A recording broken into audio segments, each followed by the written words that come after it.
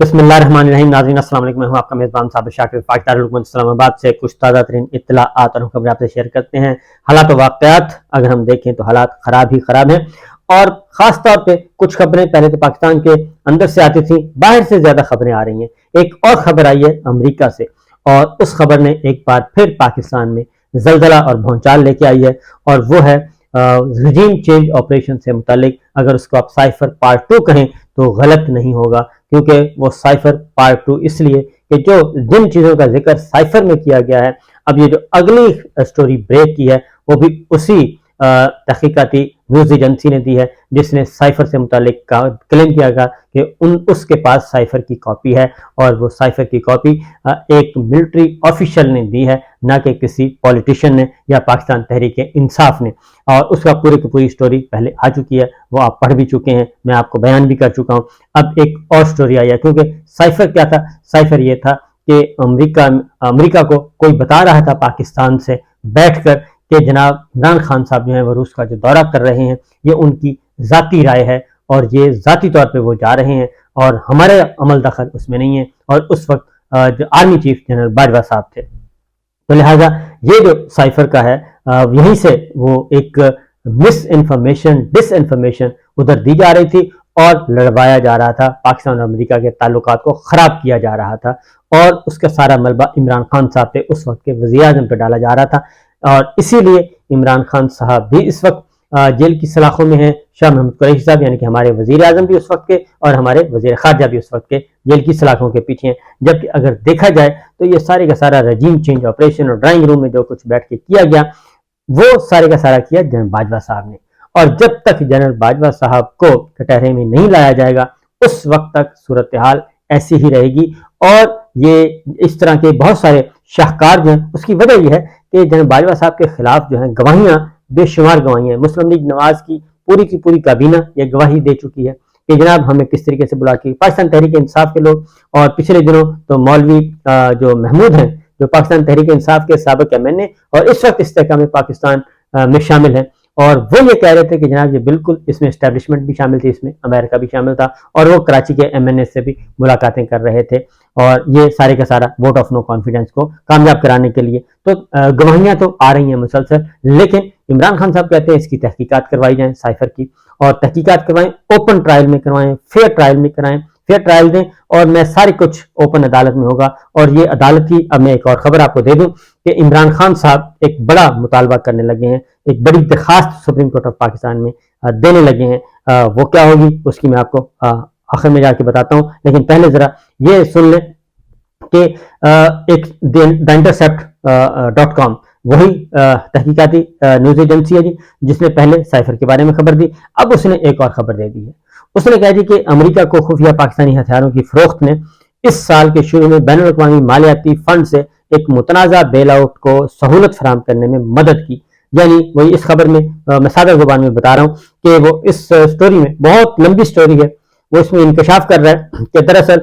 پاکستان کے اندر جو پس پردہ جو قوتیں ہیں، وہ سیاسی اشرافیہ، یہ انکشاف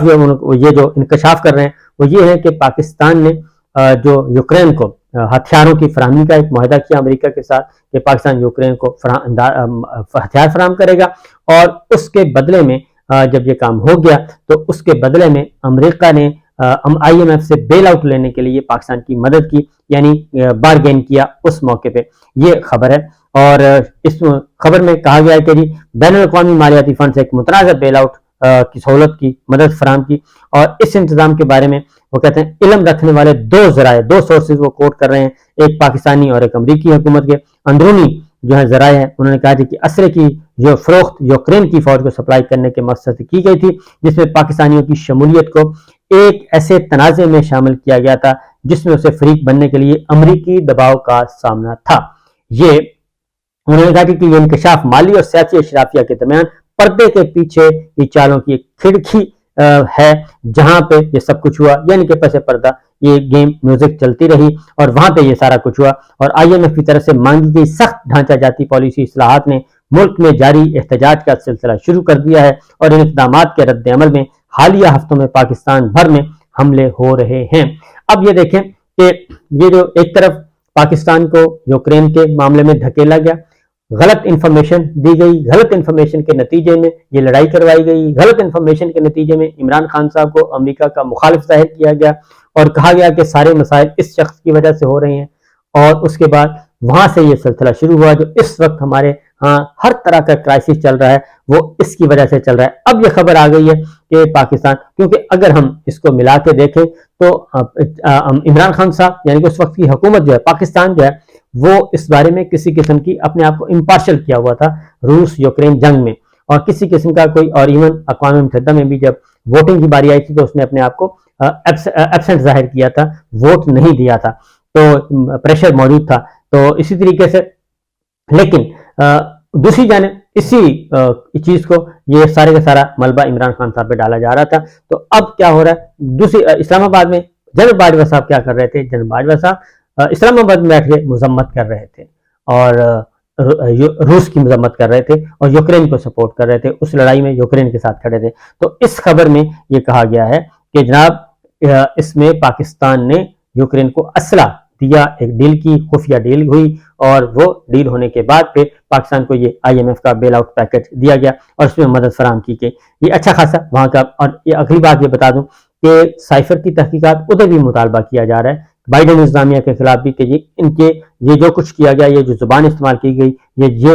اس زبان کی وجہ سے سارے مسائل پیدا ہوئے اور پاکستان میں ایک سب سے بڑی مقبول جماعت جو ہے وہ ہمارے خلاف ہو گئی ہے اور ہمارے تعلقات اس کی وجہ سے خراب ہوئے ہیں۔ تو بائیڈن انتظامیہ کا بھی محاسبہ کرنے کے لیے وہاں پہ بھی مطالبہ کیا جا رہا ہے کہ کانگریس یہ کام کرے۔ تو اس میں ایک اور آگے جی اسلحے کی لین دین کی تفصیلات کا ریکارڈ اس سال کے شروع میں پاکستانی فوج کے ایک ذریعے نے دی انٹرسیپٹ کو افشا کیے تھے۔ اب اگین یہ ملٹری سورس بتا رہا ہے اس خبر میں بھی theintercept.com کہ اسلحے کے لین دین کی تفصیلات کے ریکارڈ اس سال کے شروع میں پاکستانی فوج کے ایک ذریعے نے انٹرسیپٹ کو افشا کیے تھے۔ دستاویزات میں 2022 کے موسم گرما سے 2023 کے موسم بہار تک امریکہ اور پاکستان کے درمیان جنگی ساز و سامان کی فروخت کی وضاحت کی گئی ہے، اور کچھ دستاویزات کی تصدیق ایک امریکی بریگیڈیئر جنرل کے دستخط کے ساتھ، ان کے دستخط کے ساتھ جو امریکہ میں عوامی طور پر دستیاب رہن کے ریکارڈ پر ہوئی تھی۔ پاکستانی دستاویزات کو امریکی دستاویزات سے ملا کر اور اسٹیٹ بینک آف پاکستان کے ذریعے پوسٹ کردہ امریکہ کو ہتھیاروں کی فروخت کے عوامی طور پر دستیاب لیکن پہلے غیر رپورٹ شدہ پاکستانی انکشافات کا جائزہ لے کر ساری چیزوں کو انہوں نے کہا دیکھا جائے تو دستاویزات کے مطابق ہتھیاروں کے سودے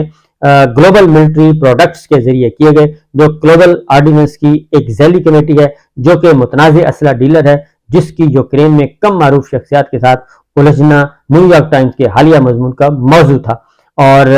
منی ٹریل کا خاکہ پیش کرنے والی دستاویزات اور امریکی حکام کے ساتھ بات چیت میں امریکی اور پاکستانی معاہدے اور لائسنسنگ اور یوکرین کے لیے پاکستانی فوجی ہتھیار خریدنے کے لیے امریکی مالی امداد کے سودوں سے متعلق دستاویزات شامل ہیں۔ یہ ایک خطرناک پوری رپورٹ ہے اور الزامات کی بوچھار ہے، اور اسلحے کی فروخت سے حاصل ہونے والی معاشی سرمایہ اور سیاسی خیر سگالی نے IMF سے بیل آؤٹ کو محفوظ بنانے میں کلیدی کردار ادا کیا۔ اس انتظام سے باخبر ذرائع کے مطابق محکمہ خارجہ نے ہتھیاروں کے نامعلوم معاہدے کے بارے میں IMF کو اعتماد میں لینے پر رضامندی ظاہر کی اور متعلقہ دستاویز سے تصدیق ہوئی۔ یہ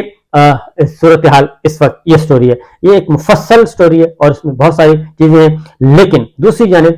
میں بتا دوں کہ ہماری وزارت خارجہ کیا کہتی ہے، سرکاری بیان بھی آئی ہے کیونکہ یہ ایک دھماکہ خیز خبر ہے، پوری دنیا میں اس وقت اس کا چرچا ہے اور اس لیے اس کی وضاحت آنا ضروری تھا۔ تو اس کی وضاحت آ چکی ہے اور وہ بھی میں آپ کو بتا دیتا ہوں کہ اس میں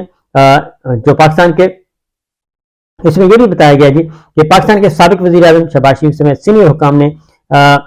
کیبل کی صداقت کی تصدیق کی ہے، جسے اندرونی طور پر سائفر کے نام سے کیا جاتا ہے، جسے دی انٹرسیپٹ نے شائع کیا تھا، یعنی کہ اس میں وہ پچھلی سٹوری کو بھی اس کے ساتھ جوڑا ہوا ہے۔ اور خان صاحب کا جو اور اس کی وجہ انہوں نے بتایا کہ ساری صورتحال کی وجہ سے پاکستان میں اس وقت معاشی بحران بھی ہے، سیاسی بحران بھی ہے، ہر طرح کے بحران جس کو نظر آ رہا ہے اور احتجاج ہو رہا ہے پورے ملک میں، اور اسی کے دوران 9 مئی کا ہوا۔ تو یہ ساری سٹوری آپس میں انٹر لنکڈ ہیں۔ اس کے بعد یہ دفتر خارجہ نے کہا ہے کہ IMF کا بیل آؤٹ پیکج حاصل کرنے کے لیے یوکرین کو پاکستانی ہتھیاروں کی فروخت کے الزام میں تازہ ترین انٹرسیپٹ کی کہانی کو ترجمان دفتر خارجہ نے مسترد کر دیا ہے، اور انہوں نے کہا کہ یہ خبر بے بنیاد اور من گھڑت ہے۔ پاکستانی دفتر خارجہ نے یہ بھی کہا کہ پاکستان کے لیے IMF سٹینڈ بائی ارینجمنٹ پر پاکستان اور IMF کے درمیان مشکل لیکن ضروری معاشی اصلاحات کے نفاذ کے لیے کامیابی پر بات چیت ہوئی اور ان مذاکرات کو کوئی اور رنگ دینا مکروہ ہے۔ پاکستان، یوکرین اور روس کے درمیان تنازع میں سخت غیر جانبداری کی پالیسی پر قائم ہے اور اس تناظر میں انہیں کوئی اسلحہ اور بارود جو ہے وہ فراہم نہیں کرتا، اور پاکستان کی دفاعی برآمدات ہمیشہ صارف کی سخت ضروریات کے ساتھ ہوتی ہیں۔ تو یہ سچویشن ہے جی دا انٹرسیپٹ اسٹوری کے جواب میں دفتر خارجہ نے یہ کہا ہے۔ اب یہ سارے چیزوں میں بھی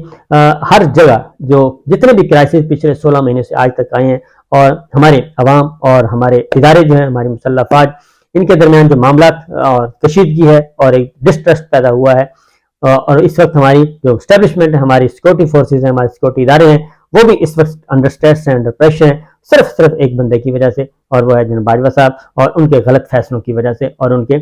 غلط فیصلے جو کہ ان کی ذات کے گرد گھومتے تھے، جو انہوں نے ڈرائنگ روم میں بیٹھ کے کی ہے، ایک جوڑ توڑ، اور کبھی اس میں زبیر صاحب بھی گواہ ہیں، اس میں جناب شجاعت عظیم صاحب بھی ہیں، اس میں خواجہ آصف صاحب بھی ہیں، اس میں ملک احمد خان صاحب بھی ہیں، اس میں شہباز شریف صاحب بھی ہیں، اس میں خورم دستگیر صاحب ہیں، اس میں رانا تنویر صاحب بھی ہیں، اس میں سعید مہدی صاحب بھی ہیں، اس میں سب کے سب وہ سارے کے سارے موجود ہیں جو یہ سارا کچھ ہوتا رہا۔ تو بہرحال یہی عمران خان صاحب جو ہیں وہ ڈیمانڈ کر رہے ہیں کہ جناب یہ بالکل اس کو اوپن کر دیا جائے، کیونکہ اس وقت جو ہیئرنگ ہوتی ہے وہ یا تو جیل میں ہوتی ہے یا پھر بند کمرے میں ہوتی ہے۔ لاسٹ ہیئرنگ جو ہوئی سائفر کے معاملے میں تو وہ بند کمرہ کر دیا گیا، کمرہ عدالت کا دروازہ بند کر دیا گیا اور سب کو نکال دیا گیا، جبکہ بابر اعوان صاحب نے وہاں پہ ایک وہ سنائی تھی، باجوہ صاحب کی ایک ویڈیو سنوائی تھی کہ جناب باجوہ صاحب تو یہ کہتے ہیں سائفر کے معاملے میں کہ یہ بالکل جھوٹا بیانیہ تھا، جھوٹا پروپیگنڈا تھا، اس کا کوئی وجود ہی نہیں تھا۔ یہ آپ سن لیں، جج صاحب کو سنایا، اور اس کے بعد پھر کمرہ عدالت بند ہو گیا، دروازے بند ہو گئے، اور اس کے بعد پھر اچانک پتہ چلا جی ضمانتیں منسوخ ہو گئی ہیں۔ تو اس میں شاہ محمود قریشی صاحب بھی گرفتار ہیں۔ تو یہ سارا کچھ ہو رہا ہے، تو عمران خان صاحب جسٹس قاضی فائز صاحب سے ایک بڑی ڈیمانڈ باقاعدہ طور پہ کرنے والے ہیں پاکستان تحریک انصاف کی طرف سے کہ جناب جس طریقے سے آپ نے اوپن ہیئرنگ کی ہے، لائیو کوریج کی ہے ٹی وی پر بیٹھ کے، سب نے پوری دنیا نے دیکھی پروسیجر ایکٹ کے بارے میں جو کہ کل ہوئی تھی، تو ایسی ہی ہیئرنگ ان کو بھی دے دی جائے اور سائفر کے معاملے میں اوپن ہیئرنگ ہو، سب سنیں کہ جناب ہو کیا رہا ہے۔ تو دیکھتے ہیں کہ کیا ہوتا ہے۔ عمران خان صاحب بڑے کانفیڈنٹ ہیں جی، پر اعتماد ہیں، اور وہ اسی لیے پر اعتماد ہیں کہ وہ کہتے ہیں کہ میرا اس میں کوئی عمل دخل نہیں ہے۔ البتہ شاہ محمود قریشی صاحب جو ہیں ان کا جو ہے ان کی ضمانت بھی نہیں ہو رہی، کیوں نہیں ہو رہی وہ انشاءاللہ میں اگلے ویلاگ میں آپ کو بتا دوں گا۔ اجازت دیجیے، اللہ حافظ۔